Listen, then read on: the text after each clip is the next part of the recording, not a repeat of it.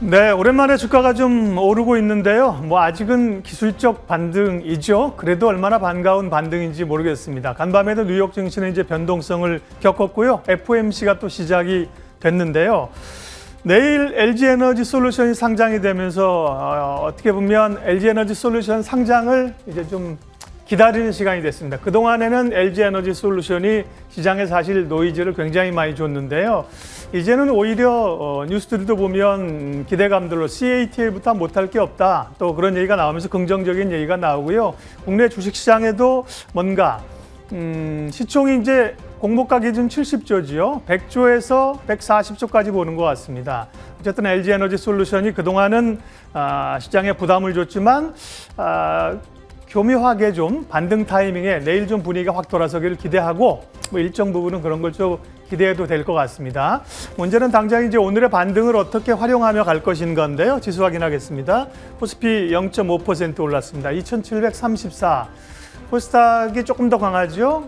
6포인트 올라서 895인데요. 반등이죠. 예. 반등이 제대로 나오려면 아주 강력한 반등이 한 3% 정도 이렇게 올라야 되는데 힘이 좀 약한 건 사실입니다.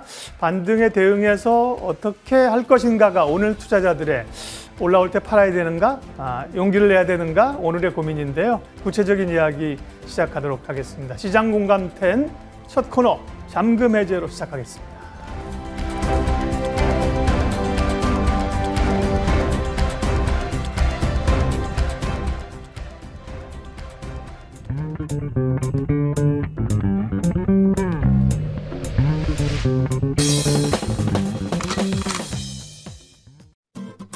오늘은 김민수의 잠금 해제 시간입니다. 종목에 대한 비밀도 살펴보고 시장 분위기도 짚어보면서 앞으로 우리가 좀 기대를 해볼 만한 내용들을 찾아 나가도록 하겠습니다. 자, 주식시장의 주식 쾌남, 이번에 좀 긍정의 기운이 시장과 우리를 위로해 주길 바라면서 곧장 인사 나눠보겠습니다. 김민수 대표님 오셨네요. 어서 오세요. 안녕하십니까. 안녕하십니까. 대표님과 시장 분위기를 반영하는 종목들 살짝 살펴보겠습니다. 첫 번째 열어볼게요.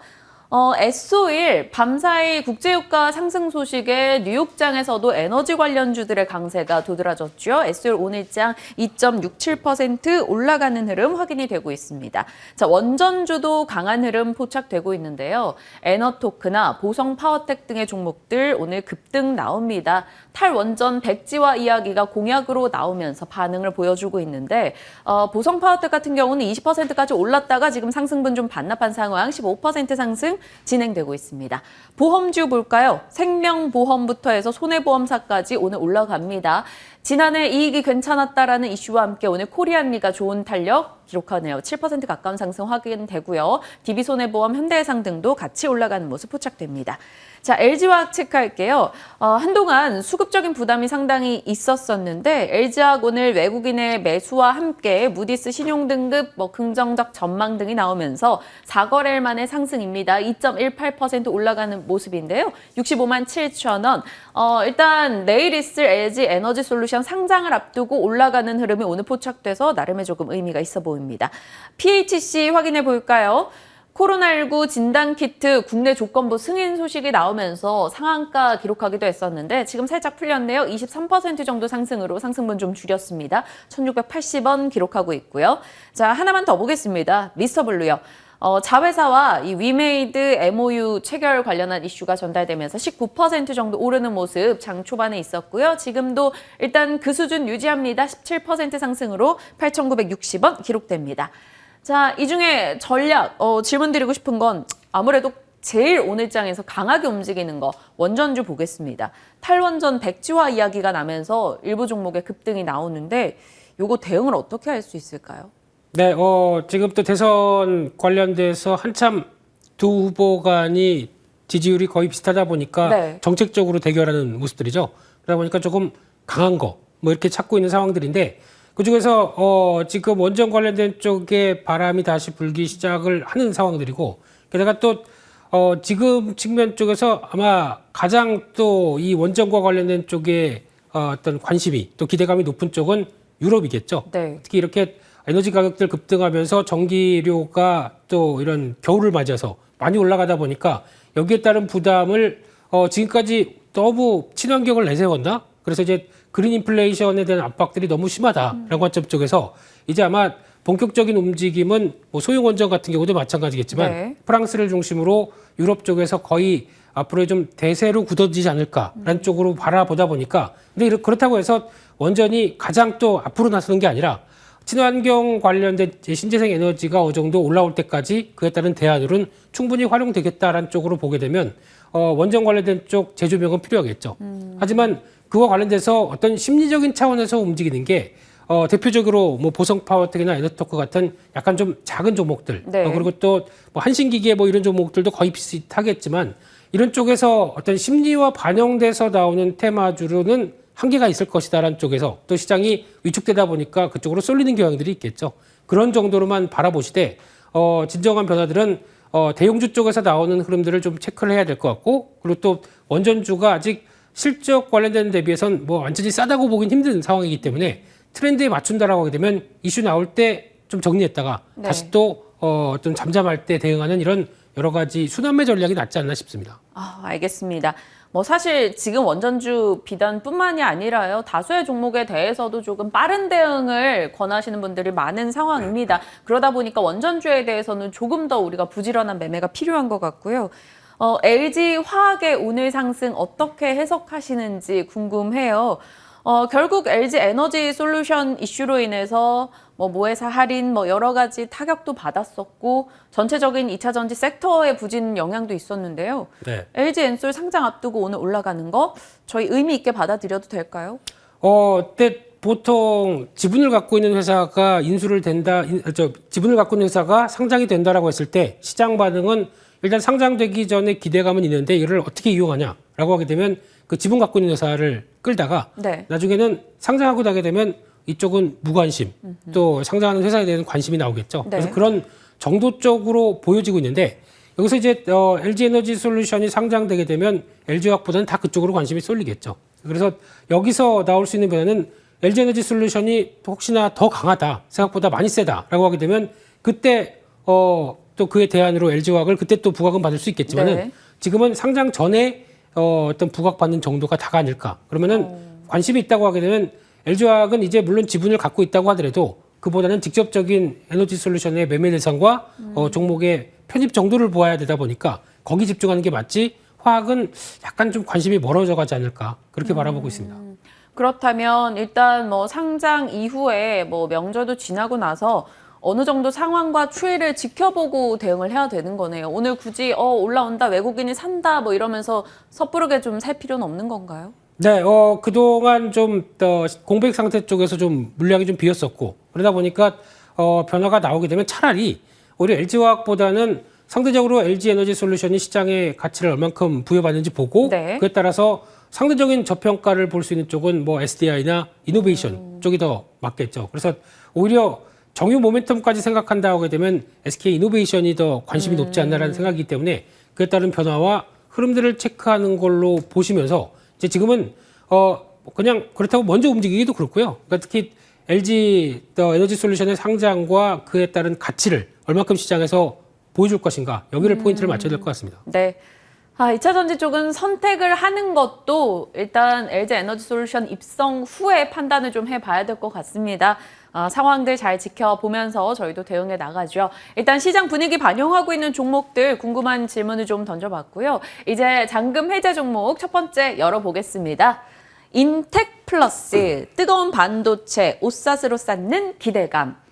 반도체 후공정 쪽의 오삿 이야기 한동안 정말 많이 나오다가 네. 연말 연초 시장 분위기 조금 흐려지고 이들 종목에 대한 차익 실현 얘기 나오면서 싹 관심도가 줄었거든요. 네. 인텍플러스 어떤 포인트로 접근하시는 건지 한번 열어보겠습니다.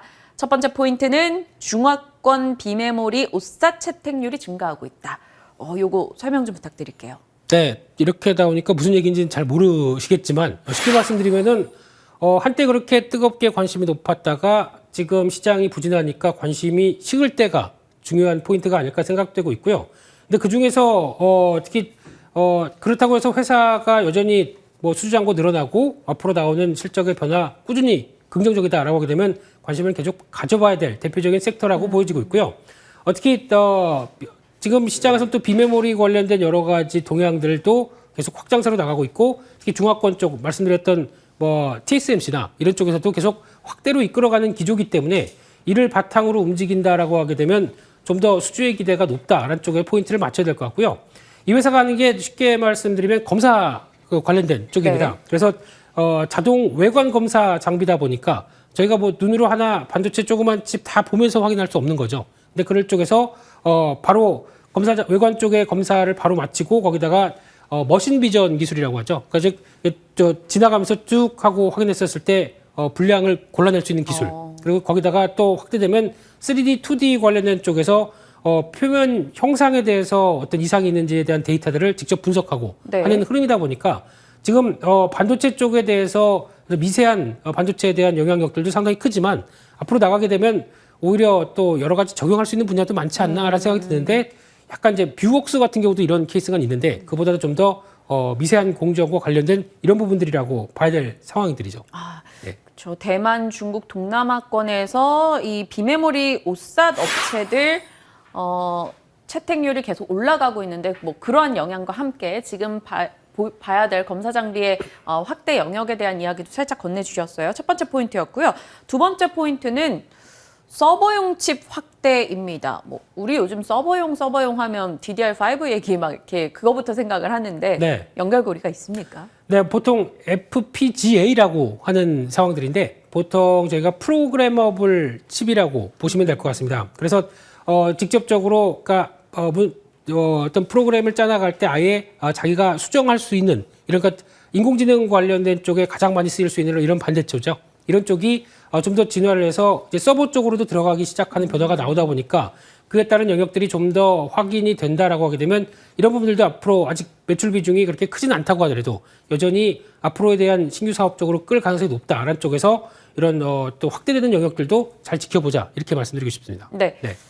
그러면 지금 시점에서는 철저하게 실적 검증이 필요한 이 시장이기 때문에 실적도 다음 포인트 한번 잡아볼게요. 올해 매출 1,400억 원대 시총 3,600억 원. 일단 지난해 매출 증가폭이 상당히 좋았다라는 평이 많았습니다. 원가율도 감소하고 영업이익, 당기순이익 다 긍정적이었다. 뭐 이런 의견들 나오고 있는데 인텍플러스 뭐 그걸 살펴봤을 때 올해도 쭉 이어진다라는 겁니까? 네, 실적 성장 속도를 봤었을 때 네. 작년에 큰 폭의 성장이 나오기 시작을 하죠. 그래서 그런 매출 자체가 이렇게 2배로 뛸 정도로 강한 변화가 나왔었을 때 네. 당연히 수익성도 따라올 수밖에 없는 부분들이고요. 그리고 이게 일회성으로 끝나느냐라고 하게 되면 시장에서 관심이 없었겠죠. 하지만 일회성이 아니라 계속 확장세도 이어가고 있는 부분들이 확인된다라고 하게 되면 이런 변화가 나왔을 때 네. 앞서 큰 카테고리가 그거죠. 비메모리가 성장하게 됐었을 때 나올 수 있는 OSAT의 분야 이쪽에서 어떤 쪽의 종목들이 맞겠느냐라고 하게 되면 그에 따른 실적에 대한 해답을 보여줄 수 있는 대표적인 종목이다라고 관점 쪽에서 눈길이 가고 있다고 보시면 될 것 같습니다. 근데요, 이게 선택도 좀 무서운 게 사실 연말 정말 짧은 시간 안에 단숨에 급등을 했잖아요. 네. 그리고 연초부터 33,300원, 333 자리에서 그냥 뚝 떨어진 상황이에요.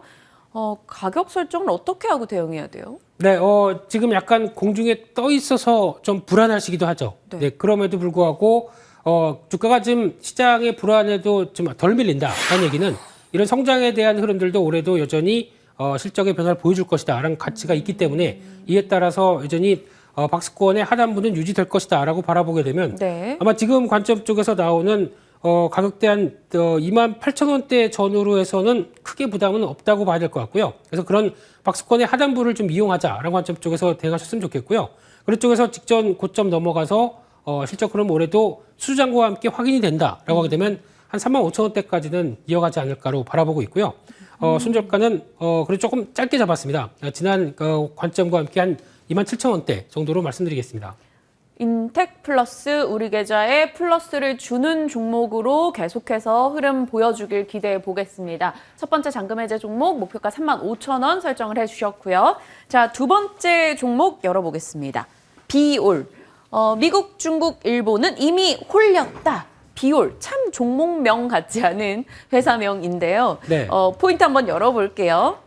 미국, 중국, 일본을 홀린 식지 않는 트렌드. 지금 딱 종목을 접하시는 분들 이게 무슨 종목인데 왜 미중 다 홀렸다는 거지? 비올이 뭐야? 할 것 같아요.